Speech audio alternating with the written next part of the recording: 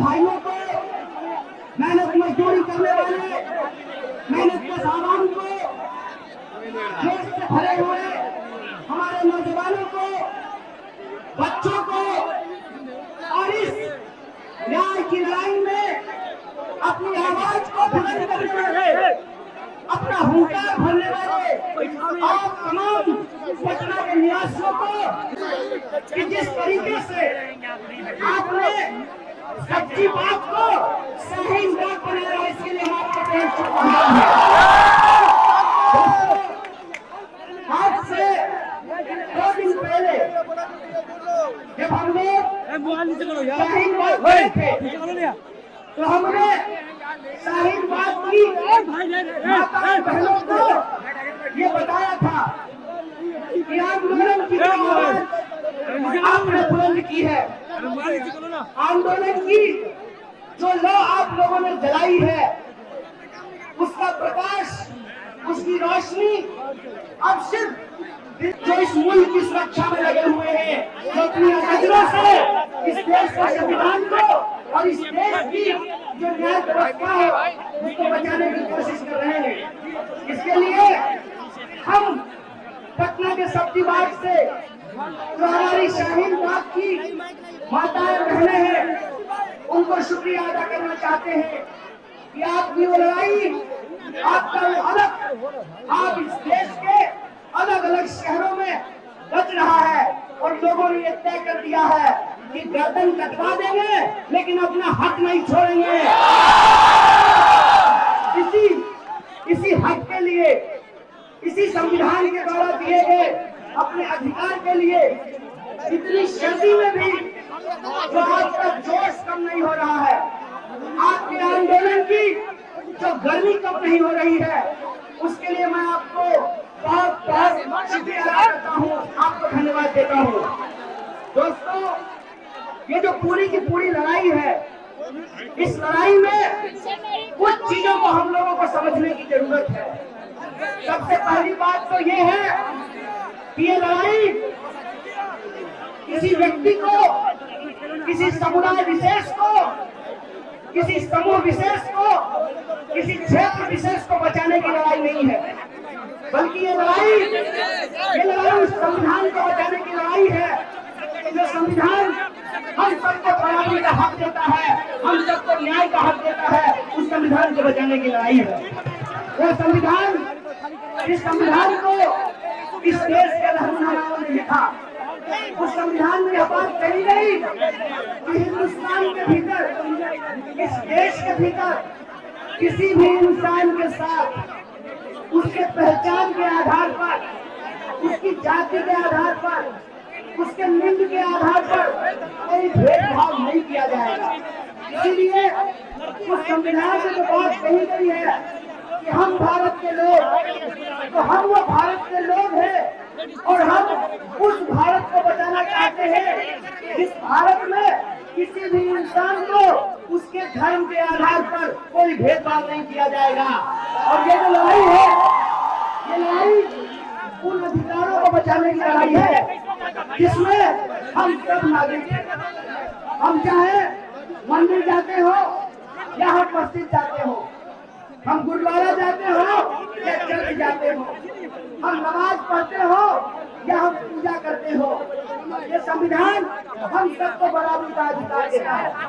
आज तक यह बात हमको सोच के बताइए कि क्या इस देश के संविधान में ये कहा है कि पटना में जिसके पास 5 महले का बिल्डिंग है उसका वोट होगा और जिसके पास 1 महले की बिल्डिंग है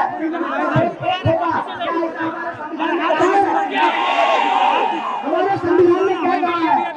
हमारे संविधान में कहा है कि आपके माँ का नाम कुछ भी हो, आपके पिताजी का नाम कुछ भी हो, आपके माँ का नाम आफरीन हो या आशा हो, लेकिन आपके साथ धर्म के आधार पर कोई भेदभाव नहीं किया जाएगा। इस देश के संविधान ने कहा है कि आप मोटा हो या पतला हो, आप काला हो या गोरा हो, आप महिला हो या पुरुष हो, आप ताकतवर हो या कमजोर हो, लेकिन हम सबका वोट बराबर होगा। की व्यवस्था है।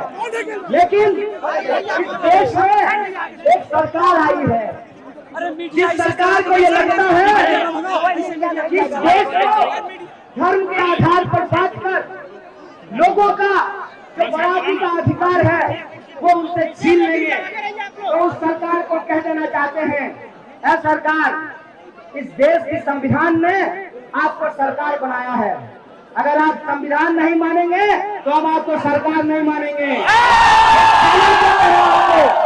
ये चुनौती देते हैं आपको कि आपको जितना दम लगाना है लगा लीजिए, आपको जितनी ताकत लगानी है लगा दीजिए, लेकिन हम ये कहना चाहते हैं कि जब तक हमारी रगों में खून है, जब तक हमारी सांस चल रही है, तब तक इस देश की रक्षा हम करेंगे। उस शाहीन की तरह इस देश को किसी भी हाल में हम टूटने नहीं देंगे, इस हाल में हम बचने नहीं देंगे।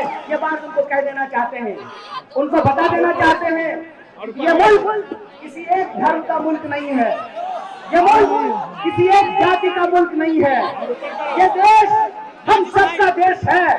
और अगर आपको हम बांटना चाहते हैं हमको, तो आपके इस बंटवारे को हम स्वीकार नहीं करेंगे।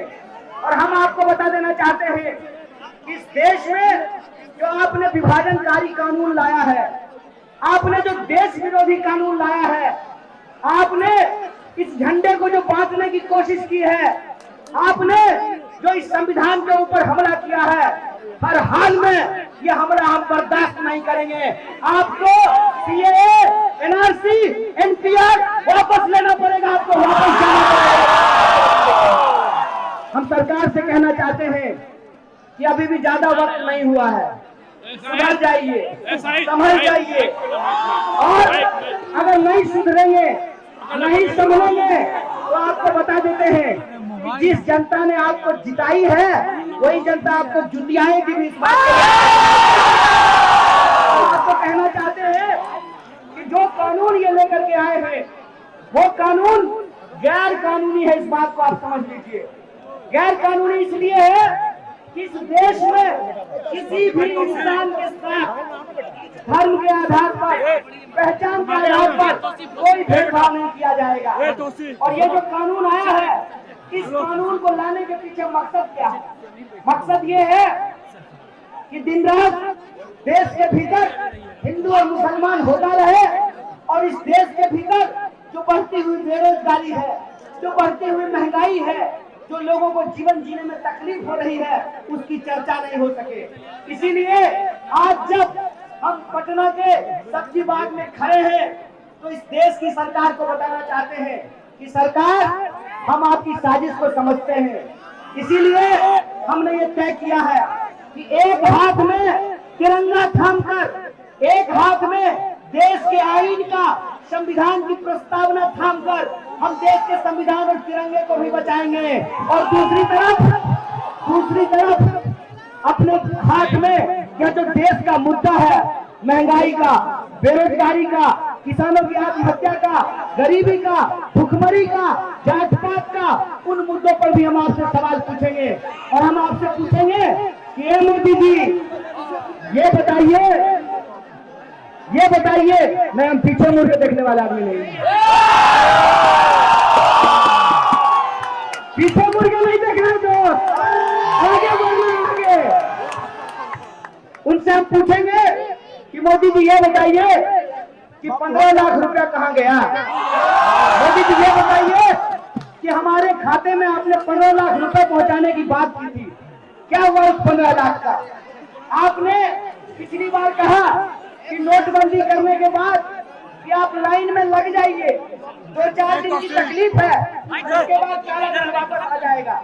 हम लाइन में लग गए, पुराना 500 और 1000 का नोट बदलने के लिए। आपने अपनी माँ को भी लाइन में लगवा दिया, लेकिन ये बताइए कि उस लाइन में लगने के बाद हमारे खाते में 15 लाख रुपया क्यों नहीं पहुंचा है? हम आपसे ये पूछना चाहते हैं कि इस देश के नौजवानों को हर साल 2 करोड़ नौकरी क्यों नहीं मिली? महंगाई कम क्यों नहीं हुआ? महिलाओं के ऊपर अत्याचार कम क्यों नहीं हुए? महिलाओं के साथ बलात्कार कम क्यों नहीं हुए? ये सवाल मैं आपसे पूछना चाहता हूँ। उल्टे तो जो लोग बलात्कारी हैं, कुलदीप सेंगर जो भाजपा के विधायक थे, उनको ये सरकार बचाने की कोशिश कर रही थी। ये कितने शर्म की बात है कि सरकार कहती है बेटी बचाओ बेटी पढ़ाओ, लेकिन ये नहीं बताती है कि बेटी भाजपा के नेताओं से बचाने की जरूरत है। मुझे बताइए कि किस तरीके से रोज बरोज महिलाओं के साथ बलात्कार की घटनाएं हो रही है। हमने देखा है कि महिलाओं के साथ किस तरीके से अत्याचार हो रहा है। इसीलिए इस देश की माओ ने तय किया है कि जब देश का बेटा नालायक हो जाता है तो माँ सिर्फ प्यार नहीं करती है, थप्पड़ भी लगाती है। इसीलिए ये जो हमारा प्यार है देश के प्रति, उस प्यार के नतीजे से ही हम ये समझने की कोशिश कर रहे हैं कि आज इस देश को एक बार फिर से बांटने की कोशिश की जा रही है। और ये जो पूरा का पूरा कानून है, उस कानून को आप समझ लीजिए। मैं आपको क्रोनोलॉजी नहीं समझा रहा हूँ, मैं आपको क्रिमिनोलॉजी समझा रहा हूँ। ये कानून क्या है? ये कानून ये है कि सबसे पहले एनपीआर किया जाएगा, नेशनल पॉपुलेशन रजिस्टर तैयार किया जाएगा। और नेशनल पॉपुलेशन रजिस्टर तैयार करने के लिए सरकारी बाबू आपके घर पर आएंगे और आपसे पूछेंगे कि ये बताइए कि आपके दादाजी के दादाजी के दादाजी कहाँ पैदा हुए थे। तो मैं आप तमाम लोगों से ये कहना चाहता हूँ, आपने हिंदी सिनेमा देखा है, एक हिंदी सिनेमा है स्त्री, और स्त्री में ये कहा जाता है कि रात को भूत आता है और उसके घर में भूत नहीं आता है, जो अपने घर के बाहर ये लिख देता है ओ स्त्री कल आना। तो ये जो एनपीआर का भूत है, उस भूत के लिए भी हम सबको अपने घर के बाहर लिखना पड़ेगा ओ एनपीआर कल आना। और साथ में 15 लाख रुपया लेकर के आना, पढ़ने नहीं आना। आप लोगों को इस बात के लिए मानसिक तौर पर तैयार होना पड़ेगा कि एनपीआर हम नहीं होने देंगे, नहीं होने देंगे। अपने घर में घर की माएँ यहाँ पे बैठी हुई हैं, जो साथी नौजवान हैं, उन तमाम लोगों से यह आग्रह है कि आप घर घर जाइए, हर किसी को बताइए कि कोई सरकारी बाबू अगर आपसे ये पूछने के लिए आए, ये बताइए कि आपके दादाजी के दादाजी कब पैदा हुए, तो आप भी उनसे पलट करके पूछिए कि पहले तुम बताओ कि तुम्हारी नानी की नानी की नानी कब पैदा हुई। ये जो एनपीआर है, ये एनपीआर करने के बाद उन आंकड़ों को तैयार करके सरकारी दफ्तर में ले जाएंगे और सरकारी ऑफिस में बैठ करके वो एनआरसी तैयार करेंगे। एनआरसी तैयार करने के लिए आपके घर पे आने की जरूरत नहीं है, वो एनपीआर करेंगे। एनपीआर करने के लिए आपके घर पे आएंगे और जब एनआरसी तैयार की जाएगी, नेशनल रजिस्टर से तैयार किया जाएगा, उसमें जिनका नाम छूट जाएगा उनको डॉक्यूमेंट दिखाना पड़ेगा। और जहाँ तक डॉक्यूमेंट का बात है, जहाँ तक कागज का बात है, तो एक बात बताइए, इस देश में किन लोगों के पास कागज नहीं है? जो इस देश के गरीब लोग हैं, जो मजदूरी करने वाले लोग हैं, जो कम पढ़े लिखे लोग हैं, जो मेहनत मजदूरी करने के लिए इलाकों में जाते हैं, उन तमाम लोगों को परेशानी होगी। और ये परेशानी सिर्फ मुसलमानों को नहीं होगी, बल्कि इस देश के जो तमाम गरीब लोग हैं, उनको भी ये परेशानी उठानी पड़ सकती है। इसीलिए हम लोगों को एक सुर में कहना पड़ेगा, ना एनपीआर मानेंगे, ना एनआरसी मानेंगे, ना सीए मानेंगे। और सरकार के पास बहुमत है, सरकार ने उस बहुमत के आधार पर एक कानून बनाया है, लेकिन उस कानून को मानने की जिम्मेदारी इस देश के नागरिकों के ऊपर है। अगर सरकार ने कानून बनाया है और हम कहते हैं कि हम सभी ने अवज्ञा करेंगे, सिविल डिसोबियंस करेंगे, हम इस कानून को नहीं मानेंगे, तो सरकार ये कानून लागू नहीं कर सकती है। आप लोगों को समझना चाहिए। इसीलिए आप तमाम लोगों से मेरा आग्रह है कि जब अप्रैल में एनपीआर की शुरुआत होगी, अपने घरों पे तैयारी करके रखिए। जो एनपीआर आपके घर पे करने के लिए आए, उनको कहिए कि आइए, आपको लस्सी पिलाएंगे, आपको खाना भी खिलाएंगे, आपको पानी भी पिलाएंगे, लेकिन दादाजी के दादाजी का नाम नहीं बताएंगे। हम तमाम लोगों को करनी पड़ेगी। और एक बार इस सरकार को याद दिलाना पड़ेगा, यह सरकार अगर तुम अंग्रेज बनने के लिए तैयार हो तो हम हंसते हंसते अशफाकुल्ला खान और राम प्रसाद बिस्मिल बन करके, अगर तुम अंग्रेजों की चाल चलने के लिए तैयार हो तो हम बाबा साहब अम्बेडकर, महात्मा गांधी और अशफाकुल्ला खान के रास्ते पर चलने के लिए तैयार हैं। इसलिए इस आंदोलन में जिस तरीके से आप तमाम लोग शामिल हुए हैं, मैं इस आंदोलन में आपसे थोड़ी हिम्मत लेने के लिए आया हूँ और आपको कहना चाहता हूँ कि सबकी बात नहीं, बिहार के हर इलाके में, देश के हर कोने में देश को बचाने के लिए ये लड़ाई होगी और लड़ाई जब होगी तो हम लड़ेंगे, जीतेंगे। इस शब्दों के साथ अपनी बात खत्म करूंगा। शुक्रिया। इनकलाब जिंदाबाद, हमारी एकता जिंदाबाद। ATN Live।